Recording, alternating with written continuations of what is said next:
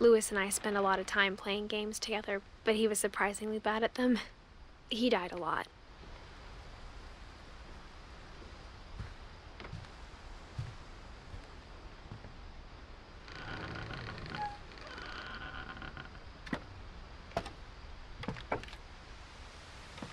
On the way back from Lewis's funeral, my mom told me to start packing.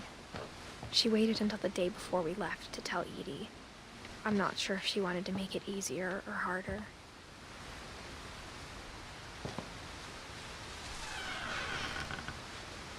I wish we'd stayed. But I understand why we left.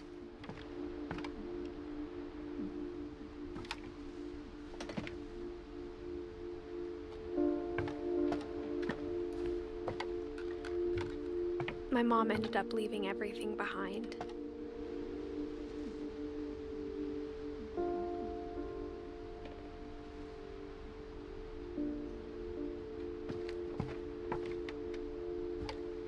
What happened that night had been coming for a long time. Maybe it should have come sooner.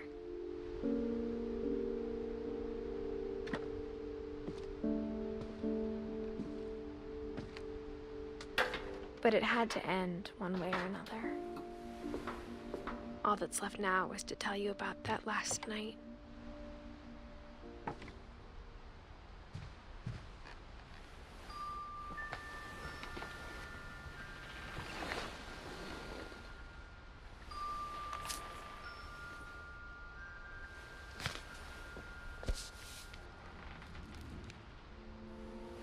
That whole last day, Edie just watched us pack and didn't say a word. Until supper, when she raised her glass and said, "To our final night together, and all our final nights apart." Grandma, you know what I said about alcohol. Some of your medications are very Edith, specific. I left a present for you in the hallway. Why don't you go open it? The grown-ups have to argue now. I'm sorry, you're right. We're all leaving tomorrow. Let's just enjoy our last... I'm not leaving. Edith, you're excused.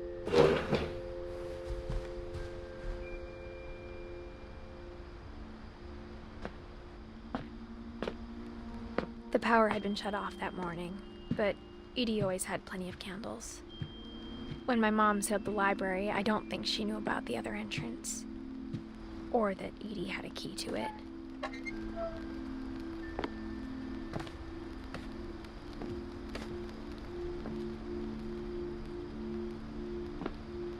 That thing you're afraid of isn't going to end when you leave the house. Edith has a right to know these stories. My children are dead because of your stories. I think it's best if Edith and I leave tonight. We'll have the nursing home send a van for you in the morning, okay?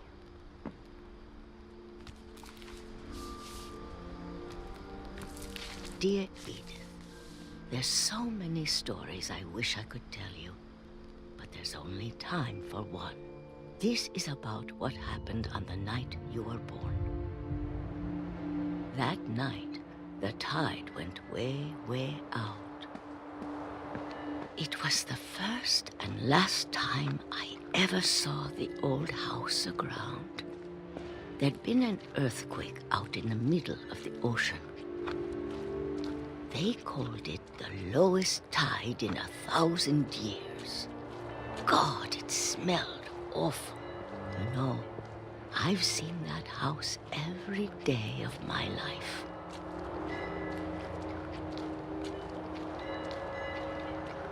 But I never thought I'd go back to it. When the fog rolled in, I lost my way.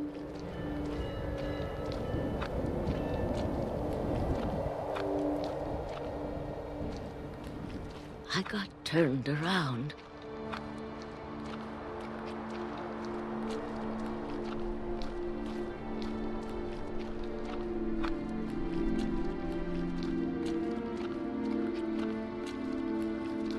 I started seeing things.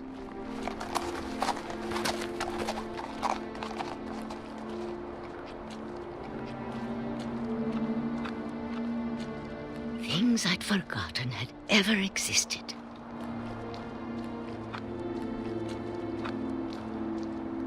But when I saw them, they felt like old friends. That night, a lot of things came back to me. Or maybe I came back to them.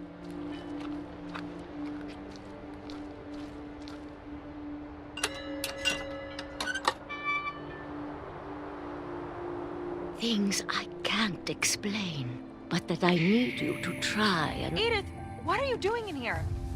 It's mine. Edith! Mom, you're gonna rip it! Let go!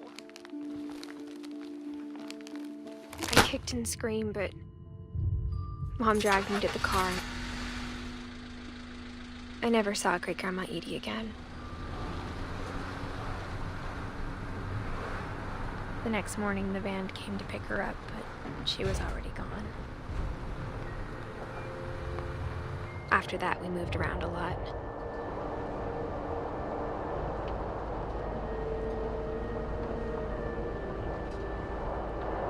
We both tried to make the best of it.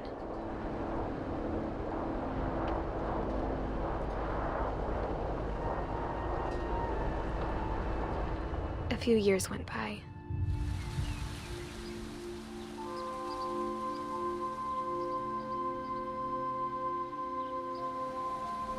My mom didn't like to talk about it, but she started getting sick a lot. The rest happened pretty quickly.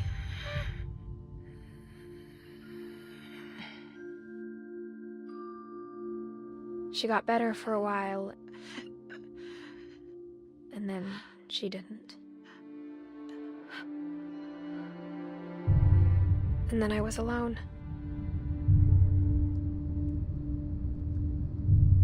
The last Finch left alive.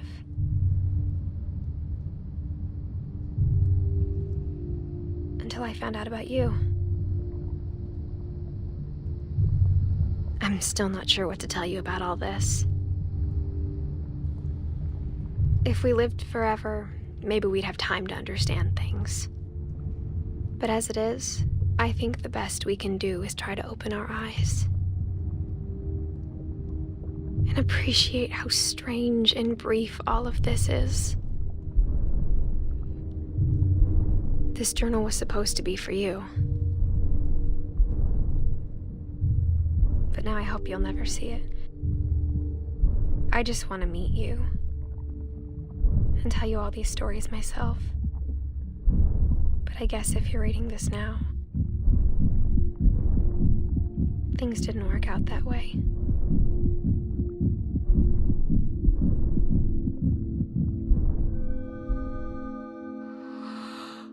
This is where your story begins. I'm sorry I won't be there to see it. It's a lot to ask, but I don't want you to be sad that I'm gone. I want you to be amazed that any of us ever had a chance to be here at all. Good luck.